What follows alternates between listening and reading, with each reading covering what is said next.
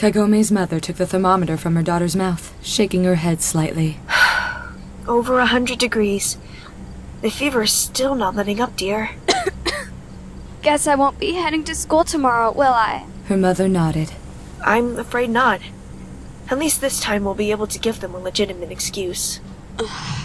More homework. Just what I didn't need. Kagome shivered. The 15-year-old had been in bed since she'd returned home from the feudal era the other night. She'd only been out of bed a few times since then, and Kagome was not liking it. She'd rather be out and about, or back in the feudal era with her friends there. Being in bed all day did not make her happy, but she wasn't feeling well enough to protest. Her throat was sore, her body was burning up, and yet she felt cold. And whatever touched her bare skin made it feel like she was getting stabbed by a bunch of needles. I'll let you rest now. Good night, sweetheart. Night, Mom. She turned off the lamp on the bedside table before leaving. For a moment afterwards, Kagome tried to dream of her friends as she rested in darkness. She wondered how they were holding up without her. Shippo, the fox demon, was more than likely causing trouble. Moroku was probably being a pain to Sango, a demon slayer. And then, there was Inuyasha. He's probably mad I never showed up. He has a short fuse when it's related to me, and I find that very annoying. Despite that, she hoped he was doing all right. At that same time, Moroku and the others were enjoying an evening meal before hitting the sack. Shippo had eaten 2 of the fish Kilala had caught already, and Sango had eaten just as many. Inuyasha, however, wasn't very hungry. He just sat watching the fire with thoughtful eyes, like he was in a trance. After a few minutes of watching him and being annoyed, Shippo poked the dog demon's foot with a sharp stick. Ow! What was that for? We know what's going on, so we can stop acting all depressed, Inuyasha. Inuyasha's fist connected with Shippo's skull.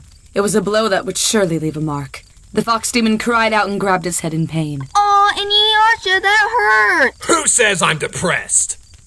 Shippo's right, Inuyasha.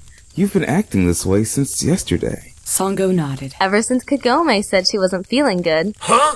Inuyasha looked like he had been caught with a trick question. Everyone knew Kagome was always on Inuyasha's mind, and even more since she had not come through the well at all that day. Shippo was still rubbing his head from being hit. Just go and see her already, why don't you? Inuyasha reared back his fist, ready to strike again. Shippo scrambled over to Moroku and hid behind him in fear. Seeing his fear, Inuyasha calmed down a bit. Why would I want to do that at this hour? She's probably asleep right now.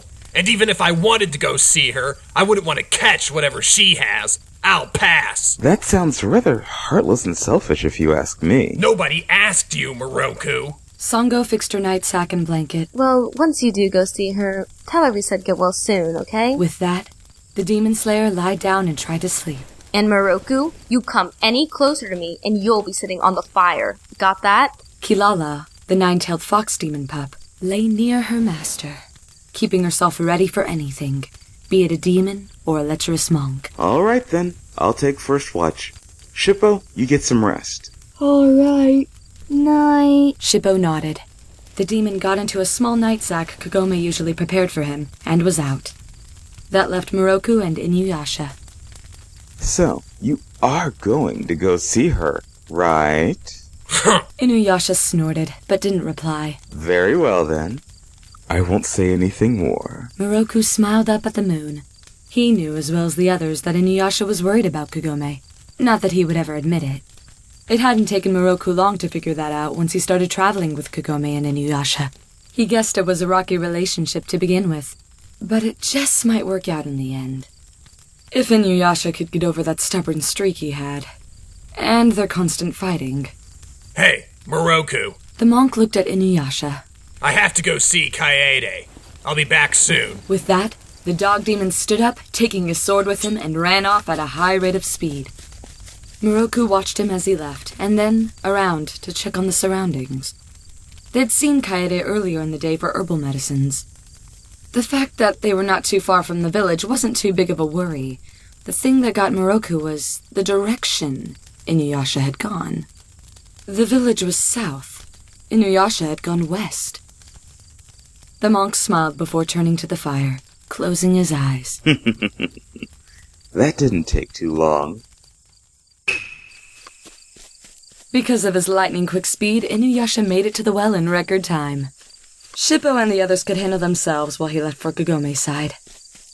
Sure, a human would never have normally been his concern. He had lived to hate humans. But Kagome was different.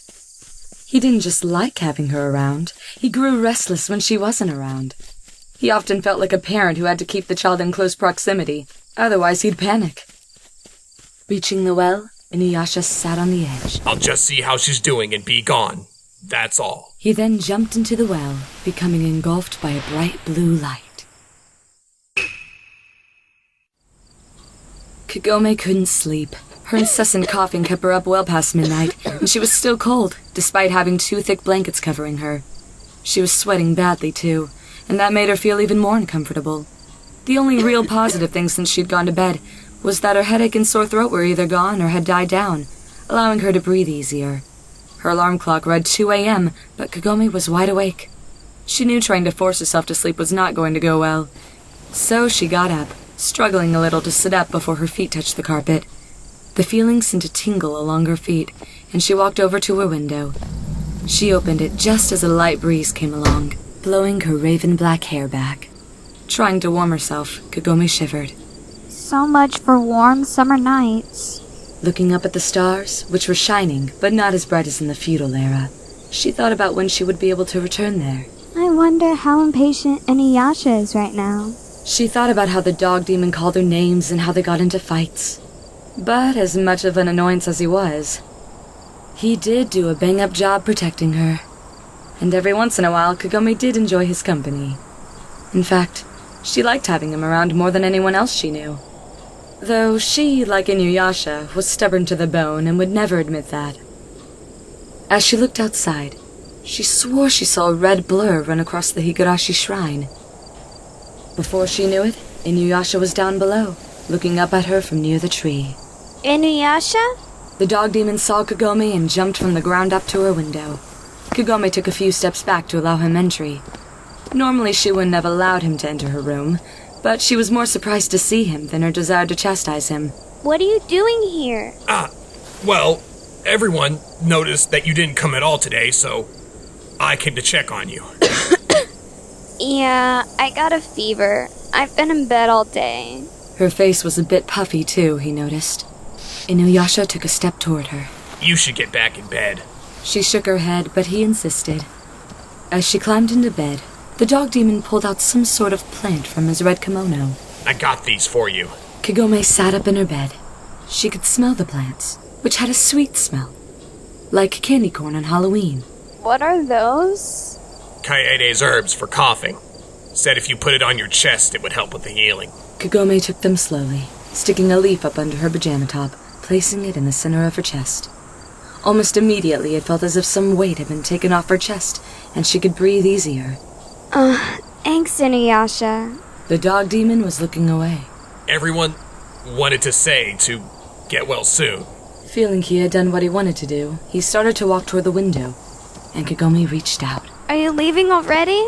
He stopped. Yeah? Why? Would you mind staying with me until I fall asleep? I can't get to sleep on my own, and I'd like you to talk to me for a while. Thinking that there wasn't a problem, Inuyasha nodded. He sat down on the edge of her bed as Kagome laid back down. The girl lay on her back as Inuyasha spoke about what he and the others did that day, what demons they fought, and that they had visited Kaede. Inuyasha was hesitant about talking about how he was worried about Kagome. He couldn't explain that she was his friend, or how he felt like she was something more at times. Many times she annoyed the hell out of him, but at other times he couldn't get his mind off her. When he believed she was sick, he became lost without her. As he talked on, the dog demon saw Kagome's eyes slowly close. Her response to his words became few and far between. Sensing that it was time to go, the half-demon slowly sat up and walked over to the window. Inuyasha.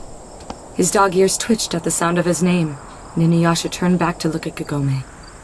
She appeared to be talking in her sleep as her eyes were already closed. Don't leave me.